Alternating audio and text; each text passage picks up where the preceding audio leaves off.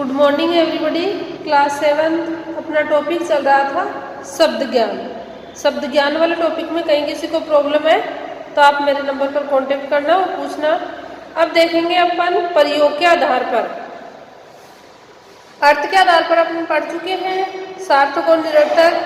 अब अपना है प्रयोग के आधार पर शब्दों के भेद, विकारी शब्द और अविकारी शब्द। सबसे पहले देखेंगे अपन विकारी शब्द।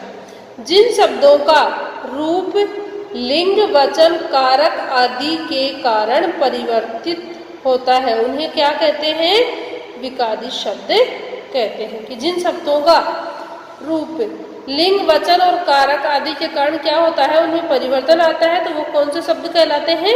विकारी शब्द कहलाते हैं या विकारी शब्द कहते हैं। जैसे जाता है, जाती है, जाते हैं, विकारी शब्द ये हो गए ना। जाता है, रूप परिवर्तन हो गया ना लिंग वचन के अनुसार। लड़का है तो क्या आएगा? जाता है। लड़की है तो जाती है। बहुत सारे हैं तो क्या आएगा? जाते हैं। फिर इन विकारी शब्दों के भी 4 भेद होते हैं। कौन कौन से आते हैं इसमें? अपने संज्ञा, सर्वनाम, विशेषण और क्रिया। संज्ञा सब जानते हो, संज्ञा, सर्वनाम, विशेषण। अब देखेंगे अपन, ये तो थे अपने विकारी शब्द। विकारी शब्द कौन कौन से आते हैं? जो संज्ञा होती है वो, अपने सर्वनाम है, विशेषण है, क्रिया है। ये शब्द किसके अंतर्गत आते हैं? सारे विकारी शब्दों के अंतर्गत आते हैं। अब देखेंगे अपन अविकारी शब्द कि अविकारी किसे कहते हैं? जिन शब्दों के रूप में कभी कोई परिवर्तन नहीं किया जाए वो क्या कहलाते हैं? अविकारी शब्द कहलाते हैं। और जिनके रूप में परिवर्तन किया जाए वो विकारी शब्द होते हैं। अब जैसे उदाहरण देखिए, यहाँ किंतु नित्य आदि, यहाँ किंतु नित्य आदि, ये कौन से आते हैं? अविकारी शब्द होते हैं। जहाँ जिस उदाहरण में यहाँ दिया हुआ है, किंतु दिया हुआ है, नित्य दिया हुआ है, इनमें परिवर्तन नहीं कर सकते ना अपन, तो ये कौन से होते हैं? अविकारी शब्द होते हैं। अविकारी शब्दों के भी कितने भेद होते हैं? 4 भेद होते हैं। कौन कौन से? क्रिया विशेषण, संबंध बोधक, समुच्चय बोधक और विस्मयादि बोधक। किसमें आते हैं ये? अविकारी शब्द में आते हैं। अब अपन देखेंगे, ये तो थे अपने प्रयोग के आधार पर शब्दों के भेद। अब है अपना थर्ड, व्युत्पत्ति या रचना के आधार पर शब्दों के भेद। की उत्पत्ति या रचना के आधार पर शब्दों के भेद। कितने भेद होते हैं? 3 भेद होते हैं। रूढ़ शब्द, यौगिक शब्द और योग रूढ़ शब्द। मतलब एक तो रूढ़ शब्द, एक यौगिक शब्द, और थर्ड होता है योग और रूढ़ दोनों शब्द क्या होते हैं? मिले हुए होते हैं। अब सबसे पहला देखेंगे अपन रूढ़ शब्द। रूढ़ शब्द कौन से होते हैं? वे शब्द जो परंपरा के आधार पर किसी व्यक्ति, वस्तु, प्राणी आदि के लिए प्रयोग किए जाते हैं तथा उनके खंड नहीं किए जा सकते, वो क्या कहलाते हैं?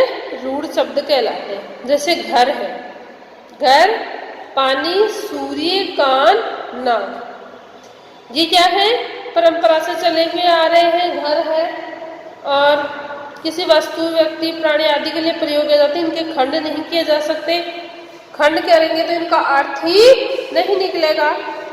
अब इन शब्दों के कोई सार्थक खंड नहीं होते हैं। जैसे घर है, घर का अपन वर्ण विच्छेद करेंगे, घर प्लस र, तो घर का वर्ण विच्छेद करेंगे तो घ प्लस र। अब घ प्लस र में घ और र का अलग अलग अर्थ नहीं, सार्थक अर्थ नहीं निकल रहा है ना। जैसे देखो, घर का कोई अर्थ नहीं है, घ प्लस र का कोई अर्थ नहीं निकल रहा है ना, घ और र का अलग से। और यदि घर रहेगा, पूर्ण शब्द होगा, तो इसका क्या अर्थ निकलेगा? जहाँ व्यक्ति रहते हैं, रहने के स्थान को क्या कहते हैं? घर कहते हैं। ठीक है बच्चों, तो ये कौन से शब्द हुआ? अपने रूढ़ शब्द है।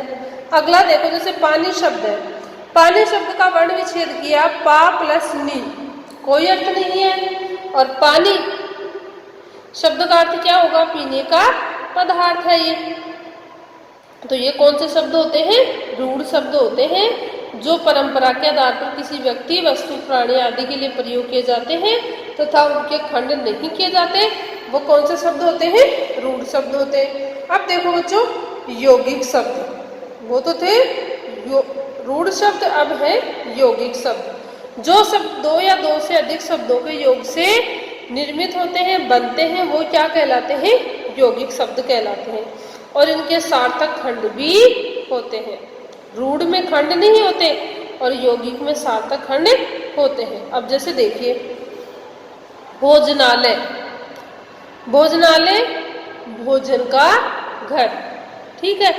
अलग से अब निकल रहा है इसका वर्ण संधि विच्छेद किया, भोजन प्लस आलय, भोजन यानी भोजन, आलय मतलब घर, कि भोजन का घर हो गया ना इसका अर्थ। अब जैसे कुपुत्र है, कुपुत्र का पूरे का अर्थ क्या होगा? कुपुत्र, बुरा पुत्र, और तो इसमें कु लग गया, कु उपसर्ग लगा तो कु का अर्थ बुरा, पुत्र का अर्थ सभी जानते हो पुत्र। अब पुस्तकालय शब्द देखिए, पुस्तकालय, पुस्तक प्लस आलय, पुस्तकों का घर, ठीक है बच्चों। यौगिक शब्द समझ में आ गया ना आपको? रूढ़ और यौगिक शब्द। यौगिक शब्द जो शब्द दो या दो से अधिक शब्दों के योग से बनते हैं और जिनके सार्थक खंड भी होते हैं, जिनके अर्थ भी निकलते हैं, जैसे इन शब्दों के अर्थ निकल रहे हैं, निकल रहे हैं ना। अगर इनको अलग से किया जाए, मान लीजिए अलग किया, खंड किए इनके, तो अलग अलग अर्थ निकलेंगे। भोजन का अर्थ भोजन हो जाएगा, आलय का घर हो गया, कुपुत्र में कु का अर्थ बुरा हो गया, पुत्र का अर्थ पुत्र हो गया। पुस्तकालय में पुस्तक का अर्थ पुस्तक, आलय का मतलब घर हो गया, तो पुस्तक का घर हो गया। अब देखिए योग रूढ़ शब्द, वो तो थे रूढ़ और यौगिक शब्द, अब है योग रूढ़। वे यौगिक शब्द जो परंपरा के अनुसार किसी विशेष अर्थ के लिए प्रसिद्ध होते हैं, वो क्या कहलाते हैं? योग रूढ़ शब्द कहलाते हैं। अब जैसे देखिए, लंबोदर, लंबा है उधर, किसके लिए आए हैं यहाँ पर? भगवान गणेश जी के लिए आया है। पंकज है, पंकज किसके लिए आया है? कमल के लिए आया है। दशानन है, दस है आनंद जिसके, तो किसके लिए आया है यहाँ पर? रावण। तो क्या हुआ ये? योग रूढ़ शब्द बना। अब जलज है, जलज जल में जन्म लेने वाला, जल में जन्म कौन लेता है? कमल। तो किसके लिए आया है यहाँ पर? कमल के लिए आया है। तो ये कौन सा शब्द हुआ? योग रूढ़ शब्द हुआ। इसमें जो ये शब्द बताए हैं, इनमें बहुव्रीहि समास के उदाहरण भी होते हैं। ये बहुव्रीहि समास भी होता है। धन्यवाद छात्रों। कहीं किसी को प्रॉब्लम हो तो मेरे कॉन्टेक्ट नंबर पर कॉन्टेक्ट करना। आज की क्लास अपन यही समाप्त करते हैं। धन्यवाद।